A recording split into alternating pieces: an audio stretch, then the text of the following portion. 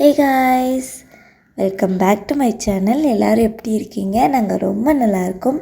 நீங்களும் ஹாப்பியாக ஹெல்த்தியாக இருக்கீங்கன்னு சொல்லி நினைக்கிறேன். அண்ட் இன்றைக்கி நீங்கள் எல்லோரும் கேட்ட க்ளீனிங் vlog தான் ஷேர் பண்ணியிருக்கேன். ஆக்சுவலி இந்த க்ளீன் பண்ணுறது எனக்கு ஒரு பெரிய டாஸ்க்காகவே இருக்கும். ஏன்னா 2 குழந்தைங்களையும் வச்சுட்டு பண்ணணும் இல்லையா? ஸோ அதனால தான் நான் அந்தளவுக்கு போட மாட்டேன். க்ளீன் பண்ணுறதுனா வீடியோலாம் எடுத்துகிட்டு இருந்தோம்னா நம்ம க்ளீன் பண்ணுறக்கு 1/2 மணி நேரம் ஆகும்னா, வீடியோ எடுத்தோம்னா ரொம்ப நேரம் ஆகும். ஸோ அதனால தான் நான் ஷேர் பண்ணல. பட் ஆனால் இன்றைக்கி ஒரு வழியாக நான் வீடியோ ஷூட் பண்ணிட்டேன். இப்போ வீடியோவை ஸ்கிப் பண்ணாமல் பாருங்கள். ரொம்ப ரொம்ப நல்லாயிருக்கும். அண்ட் அதே மாதிரி நம்மளோட சேனலுக்கு புதுசாக நீங்கள் பார்த்துட்ருக்கீங்க அப்படின்னா சப்ஸ்கிரைப் பண்ணி பக்கத்தில் இருக்க பெல் சிம்பிளே கிளிக் பண்ணிக்கோங்க. இன்றைக்கி நம்ம மெயினாக என்ன பண்ண போகிறோம்னு பார்த்திங்கன்னா ஃப்ரிட்ஜை தான் க்ளீன் பண்ண போகிறோம். இந்த ஃப்ரிட்ஜை க்ளீன் பண்ணி கிட்டத்தட்ட ஒரு 3-4 மாதத்துக்கிட்டே இருக்கும். இது ஃப்ரிட்ஜா இல்லை பாலடைஞ்ச பங்களாவா அப்படின்ற மாதிரி தான் இருக்கும். நீங்களே பாருங்கள், பயங்கர கன்றாவியாக இருக்கும். ஏன்னா முதல்லலாம் வாரம் வெஜிடபிள்ஸ் எல்லாம் வாங்கிட்டு ஸ்டோர் பண்ணுவோம். ஸோ எப்போல்லாம் வெஜிடபிள்ஸ் எல்லாம் வாங்குகிறோமோ அப்போ ஃப்ரிட்ஜை நல்லா நீட்டாக தொடச்சி அதுக்கப்புறமா தான் ஃப்ரிட்ஜை ஆர்கனைஸே பண்ணுவோம். பட் ஆனால் இப்போ நாங்கள் ஊர்லேருந்து தம்பி எடுத்துகிட்டு வந்தேன் இல்லையா? ஸோ அப்போலேருந்தே காய்கறி அந்தளவுக்கு வாங்கி ஸ்டோர் பண்ணுறதில்ல. ஏன்னா நைட்டு ஃபுல்லாக ஒரு 5 to 6 டைம்ஸ் தம்பி எந்திரிச்சிட்றான் ஃபீடிங்க்காக. ஸோ காலையில் என்னால் எந்திரிக்க முடியல. ஸோ சிம்பிளாக எதாவது செஞ்சு முடிச்சிடுறேன். ஸோ காய்கறி வாங்கினாலும் அது வேஸ்ட்டாக போயிடுது. ஸோ அதனால தான் ஒரு 2 காய் மட்டும் வாங்கி வச்சுக்கிட்டு தேவைப்பட்டால் நம்ம பக்கத்தில் வாங்கிக்கலாம் அப்படின்ற மாதிரி காய்கறி வாங்கி ஸ்டோர் பண்ணுறதில்ல. ஸோ அதனால் இந்த ஃப்ரிட்ஜும் அப்படியே விட்டாச்சு. பார்த்திங்கன்னா பயங்கர டஸ்ட்டு, ரொம்ப கன்றாவியாக இருந்துச்சு. சரி, இன்றைக்கி இதை ஒரு வழியாக க்ளீன் பண்ணிடலாம் அப்படின்னு சொல்லிட்டு தான் எல்லாத்தையும் எடுத்து வச்சுட்ருந்தேன். பெருசாக எதுவுமே ஃப்ரிட்ஜில் கிடையாது. பால் அண்ட் மாவு, அப்புறம் தக்காளி 2-3 எண்ணெய் இருந்துச்சு, லெமன்னு, அப்புறம் நான் பேக்கிங் பண்ணுறதுக்கு சில திங்ஸ் எல்லாம் வச்சுருந்தேன். அதெல்லாம் மட்டும்தான் இருந்துச்சு. ஃபஸ்ட்டு எல்லாத்தையும் எடுத்து வச்சுருவோம். ஏன்னா இப்போ தம்பி தூங்க வைக்கலை. அவன் முழிச்சிட்டு தான் இருந்தான். முழிச்சிட்டு விளையாடிட்டு இருந்தான். சரி, அவன் தூங்க வைக்கிறக்குள்ளேயும் டக்குன்னு இதெல்லாம் எடுத்து கழுவி காய வச்சிட்டோம்னா அதுக்கப்புறமா நம்ம தொடச்சி மட்டும் விட்டுறலாம். ஏன்னா அவன் தூங்குறதே பார்த்திங்கன்னா ஒரு 3/4 மணி நேரம் 1 மணி நேரம் தான் தூங்குவான். 2 மணி நேரம்லாம் வாய்ப்பே கிடையாது. அதெல்லாம் ரொம்ப ரேர் தான் 2 மணி நேரம் தூங்குறதெல்லாம்.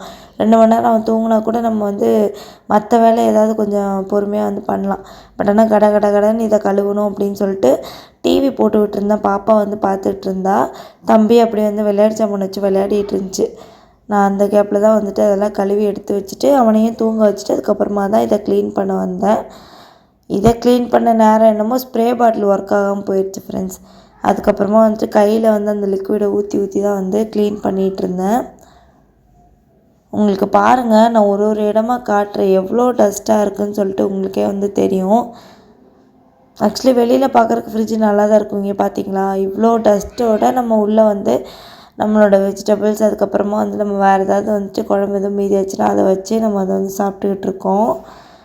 இதெல்லாம் பயங்கர டஸ்ட்டாக இருந்துச்சு. சரி, இதெல்லாம் நீட் பண்ணியாச்சு.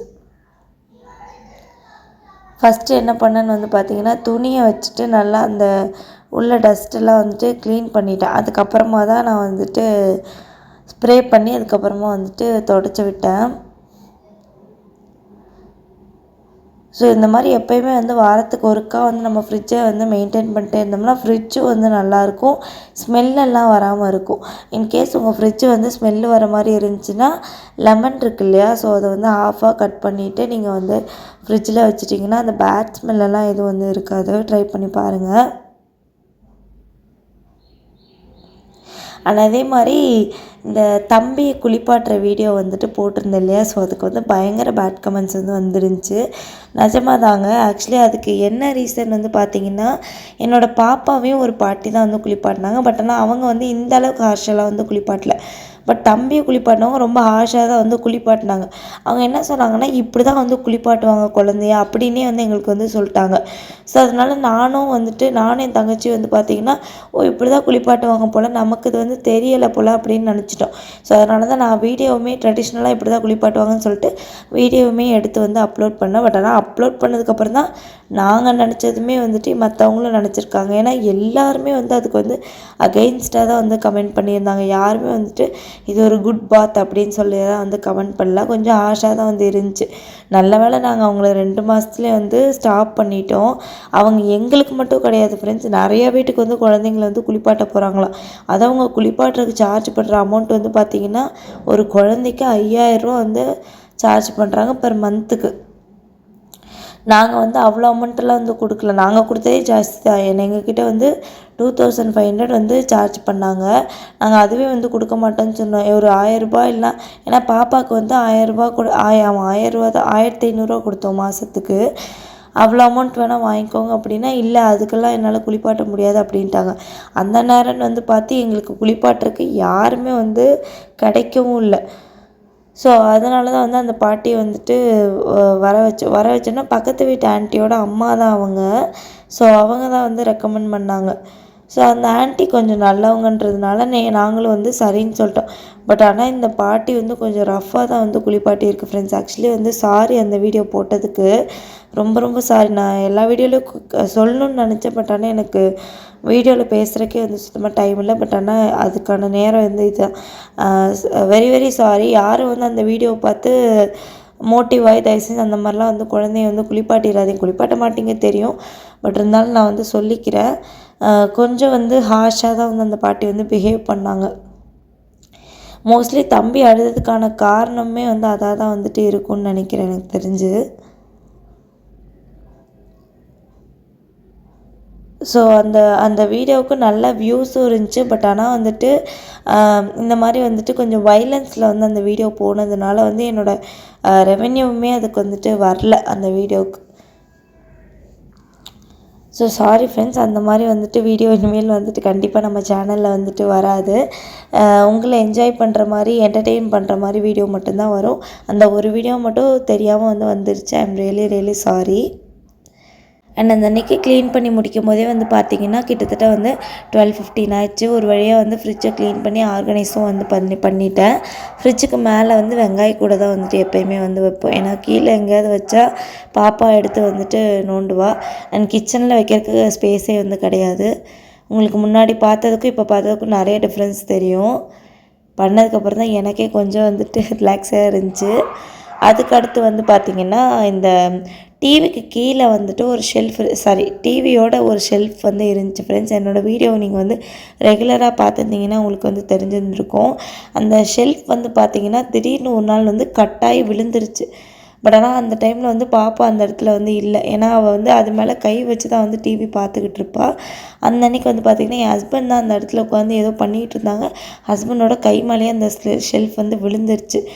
லைட்டாக தான் வந்து காயம் ஆயிருந்துச்சு. ஸோ அதுக்கப்புறம் இந்த இடம் பார்த்திங்கன்னா இவ்வளோ மெஸ்ஸியாக தான் வந்து இருந்துச்சு. அந்த ஷெல்ஃப் இருந்தனால கீழே எது வச்சுருந்தாலும் அசிங்கமாக வந்து தெரியலை எங்களுக்கு. அந்த ஷெல்ஃப் இல்லாததுனால கீழே வந்து பார்த்திங்கன்னா இந்த திங்ஸ் எல்லாம் இருக்கிறது வீட்டுக்குள்ளே யாராவது வந்து என்ட்ரானாலே ரொம்ப வந்து பார்க்குறக்கே ஒரு மாதிரி நல்லா இல்லாத மாதிரி இருந்துச்சு. சரி இன்றைக்கி அந்த இடத்தையும் வந்து க்ளீன் பண்ணிடுவோம் அப்படின்னு சொல்லிட்டு எல்லா திங்ஸையுமே வந்து எடுத்துகிட்டு அந்த இடத்துல பயங்கர டஸ்ட்டாக இருந்துச்சு. அது எல்லாத்தையும் வந்து க்ளீன் பண்ணிட்டேன். என்ன பண்ணேன்னு வந்து பார்த்திங்கன்னா இந்த குட்டி குட்டி பையெல்லாம் அந்த இடத்துல நிறையா இருந்துச்சு. அதெல்லாம் வந்துட்டு ஒரு கட்டைப்பைக்குள்ளே போட்டு அதை ஒரு இதில் வந்து வச்சுட்டு அதுக்கப்புறமா மிக்ஸி வந்து வச்சுருந்தேன். என்னோடய குட்டி மிக்ஸி புல்லட் மிக்ஸி தான் நான் வந்து யூஸ் பண்ணுறேன். ஸோ அதனால் புல்லட் மிக்ஸியை கிச்சனில் வச்சுட்டு இந்த மிக்ஸி வந்து பார்த்திங்கன்னா அப்பப்போ தான் நான் வந்து யூஸ் பண்ணுவேன். ஸோ அதனால் அது இங்கே தான் வந்துட்டு வைக்கிறதுக்கு எனக்கு கொஞ்சம் இடம் கிடச்சிது. கிச்சனில் வந்து சுத்தமாக இடமே கிடையாது. ஸோ அதனால் அந்த மிக்ஸியை வச்சுட்டு பக்கத்தில் இந்த பாக்ஸில் என்ன போட்டு வச்சுருக்கேன்னு பார்த்திங்கன்னா நான் வந்து நம்மளோட கிச்சன் ஆர்கனைஸ் பண்ணுறதுக்காக குட்டி குட்டி கிளாஸ் பாட்டில்லாம் வந்து வாங்கியிருந்தேன். ஸோ அது வாங்கி கிட்டத்தட்ட 1 இயரே வந்து இருக்கும். ஸோ பட் ஆனால் அதை ஆர்கனைஸ் பண்ணுறதுக்கு எனக்கு நேரம் இல்லை. ஏன்னா அதுக்கப்புறமா வந்துட்டு அப்போ வந்து தம்பி வயிற்றில் இருந்த டைமு. ஸோ அதுக்கப்புறமா வளைகாப்பு முடிஞ்சு அம்மா வீட்டுக்கு போனோம். அதுக்கப்புறம் டெலிவரி ஆச்சு. இப்போ சுத்தமாகவே டைம் இல்லை அப்படின்றதுனால அந்த கிளாஸ் பாட்டிலெல்லாம் அப்படியே வந்து இருக்குது. கூடிய சீக்கிரம் அதுவுமே வந்துட்டு ஆர்கனைசேஷன் பண்ணி ஒரு வீடியோவை வந்து போடுறேன். அண்ட் அப்படியே அதெல்லாம் வந்துட்டு க்ளீன் பண்ணி முடிச்சுட்டு ரொம்ப வந்து டயர்டாக இருந்துச்சு. ஏன்னா காலையிலேருந்து நான் வந்து சாப்பிடவே இல்லை. இப்போல்லாம் காலையில் டைமில் வந்து சாப்பிடாம ஏதோ ஒரு ஜூஸ் தான் வந்து குடிச்சிட்ருக்கேன். இன்றைக்கி வந்து ஆப்பிள் ஜூஸ் தான் வந்து போட்டுட்ருந்தேன். ஏன்னா சம்மர் வேறு ஸ்டார்ட் ஆயிடுச்சு.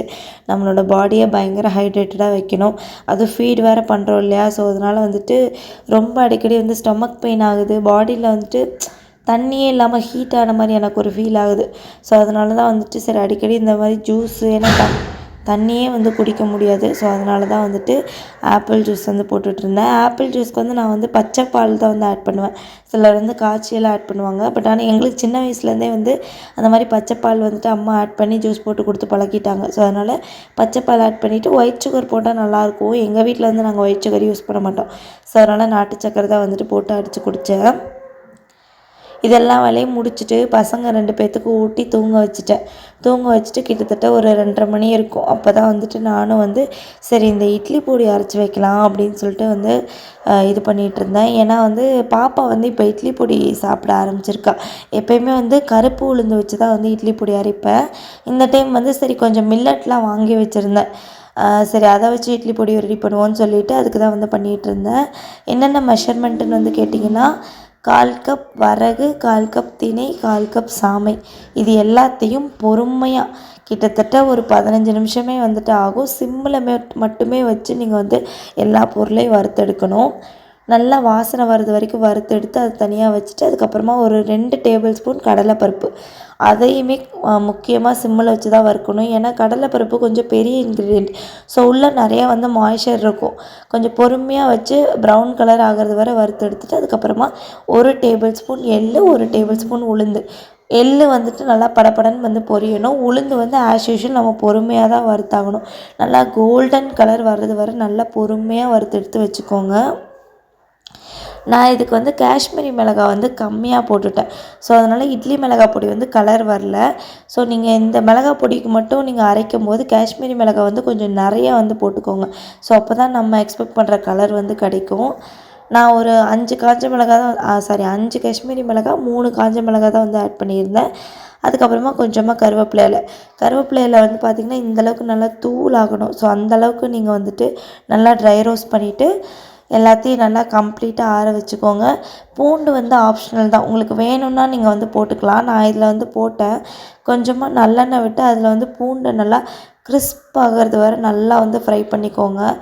அது வந்து நீங்கள் வந்து தட்டிட்டு வந்து போட்டுக்கோங்க. ஏன்னா நம்ம ரொம்ப நாளைக்கு ஸ்டோர் பண்ணும்போது வந்து பூண்டு ஆட் பண்ண தேவையில்லைன்னு நினைக்கிறேன். நான் வந்து சரி கொஞ்சம் குவான்டிட்டி தான் அரைச்சேன் அப்படின்றதுனால தான் பூண்டு வந்து ஆட் பண்ணேன். நீங்கள் ஒரு 4 மந்த்ஸு 3 மந்த்ஸ் வரைக்கும் ஆட் பண்ணுறீங்க ஸ்டோர் பண்ணிக்கிறீங்க அப்படின்னா கண்டிப்பாக வந்து பூண்டு ஆட் பண்ணாதீங்க.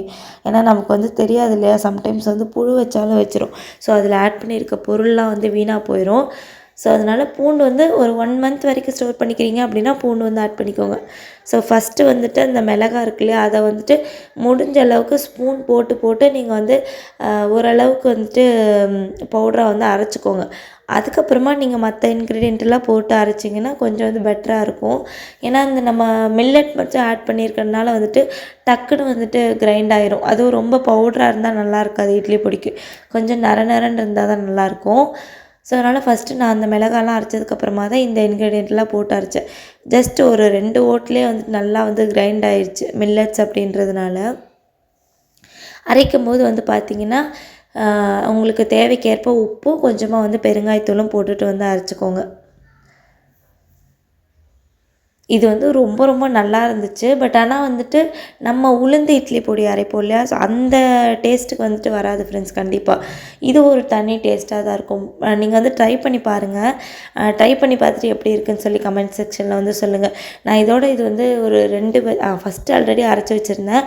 ஃபஸ்ட் டைம் நான் அரைக்கும் போது வந்து பார்த்திங்கன்னா வெறும் மில்லட்டு கூட வந்துட்டு கொஞ்சமாக உளுந்து மட்டும் போட்டு வந்து அரைச்சிருந்தேன். பட் ஆனால் இந்த டைம் தான் வந்து கடலைப்பருப்பெல்லாம் வந்து போட்டு அரைச்சிருந்தேன். அதே மாதிரி கருவேப்பிலையிலையும் கொஞ்சம் வந்து எக்ஸ்ட்ரா போட்டு அரைச்சிருந்தேன். ஸோ டேஸ்ட் வந்து ரொம்ப ரொம்ப நல்லா இருந்துச்சு. நம்ம வந்து குழந்தைங்களுக்கு வந்துட்டு வெறும் உளுந்து இட்லி பொடி மட்டும் கொடுக்காம அவங்க வந்து இட்லி பொடி சாப்பிடுவாங்க அப்படின்ற பட்சத்துக்கு நம்ம இந்த மாதிரி மில்லட்லாம் இன்டியூஸ் பண்ணி கொடுத்தோம்னா கொஞ்சம் வந்து ஹெல்த் பெனிஃபிட்டும் வந்துட்டு அவங்களுக்கு கிடைக்கும். கண்டிப்பாக இந்த இட்லி பொடியை நீங்களும் ட்ரை பண்ணிவிட்டு டேஸ்ட் எப்படி இருந்துச்சு அப்படின்றத மறக்காமல் எனக்கு வந்து கமெண்ட் செக்ஷனில் வந்து ஷேர் பண்ணுங்கள். இல்லை சிஸ்டர் இதில் வேறு ஏதாவது இன்க்ரீடியன்ஸ் ஆட் பண்ணிங்கன்னா இன்னும் டேஸ்ட்டு சூப்பராக இருக்கும் அப்படின்னாலும் நீங்கள் வந்து சொல்லுங்கள் எனக்கு. நான் வந்து ஆட் பண்ணி உங்களுக்கு வந்து காட்டுறேன். அவ்வளோதான் ஃப்ரெண்ட்ஸ், இந்த வீடியோ இதோட நான் முடிச்சுக்கிறேன். ஐ ஹோப் இந்த வீடியோ உங்கள் எல்லாருக்கும் யூஸ்ஃபுல்லாக இருந்திருக்கும்னு சொல்லி நினைக்கிறேன். இந்த வீடியோ உங்களுக்கு பிடிச்சிருந்துச்சுன்னா உங்களோட ஃப்ரெண்ட்ஸ் அண்ட் ஃபேமிலிக்கும் ஷேர் பண்ணுங்கள். நம்மளோட சேனலை இது வரைக்கும் நீங்கள் சப்ஸ்கிரைப் பண்ணலைன்னா மறக்காமல் சப்ஸ்கிரைப் பண்ணிக்கோங்க. நெக்ஸ்ட்டு வந்து என்ன வீடியோ போடலாம் அப்படின்றதையும் கமெண்ட் செக்ஷனில் வந்து சொல்லுங்கள். நான் ஒரு வீடியோலையும் நான் வந்து கேட்குறேன்.